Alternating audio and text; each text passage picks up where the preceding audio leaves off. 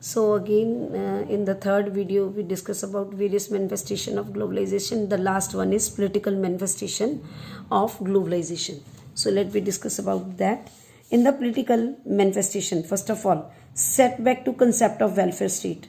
Mean previous they were did the work on welfare for the people, and now it was setback. So as a result of globalization, the concept of welfare state has got a big setback. Welfare state is concerned with the overall development of the individual, whereas globalization stands for minimum interference of state in the life of individual, and the state has separated itself from welfare functions. Next is popularity of democratic system. Beginning of Cold War had given setback to democratic system in the world because authoritarian regime was established in the countries which were the member of communist bloc. Before the Cold War, during the Cold War, only authoritarian people did work over there. Only one person or one group of people did work. So, but with the end of Cold War, the beginning of the process of globalization, democratic system has become more popular because globalization was against authoritarianism and for democracy. Today, all those countries who were earlier the member of communist bloc have democratic system. Globalization is supported of liberalism, and democracy are two sides of the same coin. Liberalism and democracy, these are the two sides of same coin. Setback of the concept of sovereign state. We have read earlier that as a result of globalization, the boundaries among different states have become quite weak, and mutual exchange among different states have increased. Today, thousands of citizens move every day from one state to another to work. The interest rate and has increased manifold, and conditions of mutual trade are fixed not by the state but by the international monetary institutions. Next, effective role of international institution. As a result of globalization, the role of international institution like IMF, World Bank, World Trade Organization has become quite effective.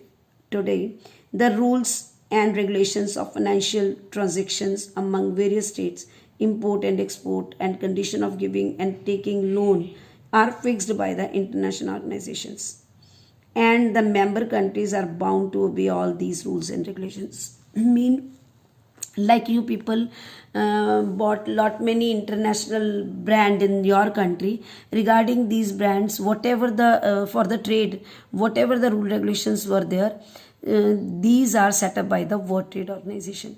जो भी international level के rule regulations होते हैं, अगर loan लेना है, fund पास करवाने हैं, या फिर कोई ट्रेड करना है आपने, तो इन सब के लिए ये सारे IMF, WB and WTO, these are the main institution which are the set up all the rule regulations.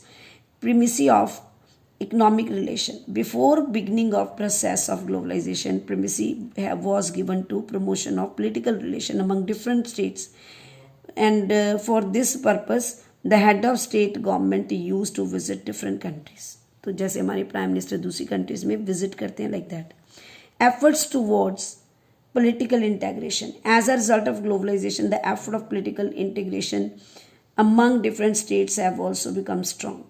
For example, European Union had come into existence as an economic union, and now the efforts are being made to convert it into political prepares. For that, convert into the political union. For this purpose, the member country of European Union had prepared a common constitution provision have been made of common parliament. And so common council of minister, common currency, common passport, you can say, movement of the people from one country to another had been made visa free. Is that clear? Spread of neocolonialism. Today, globalization has also become an effective tool of the spread of political dominance of the developed and powerful countries over weak and backward countries. The rich and powerful nation, by giving various type of grants and loans, etc., to the poor and underdeveloping countries, establish their political influence over them, to which the critics have given the name of political subjugations, rich neocolonialism. Today, there are hegemony of rich and powerful countries over the international organization, and they are making use of these organizations to spread their political influence over poor and developing countries. So next, so we can say that globalization is a multi-dimensional concept, and economic, political, and cultural, etc. are its various aspects, and it has affected almost every aspect of human life. Is that clear? So these are the various manifestation of globalization. One is economic, then cultural, then political. If the question will come like this, write down various manifestation of the globalization, then you have to write all: economic, cultural, and political. If separately it will come, then you have explained separately. Is that clear? So further we will discuss about merits and demerits of globalizations, because each and every things having merits and demerits. Like you can say that every rose has a thorn, so every things have advantage and disadvantage too. Is that clear? So in the further video we will discuss merits of globalizations.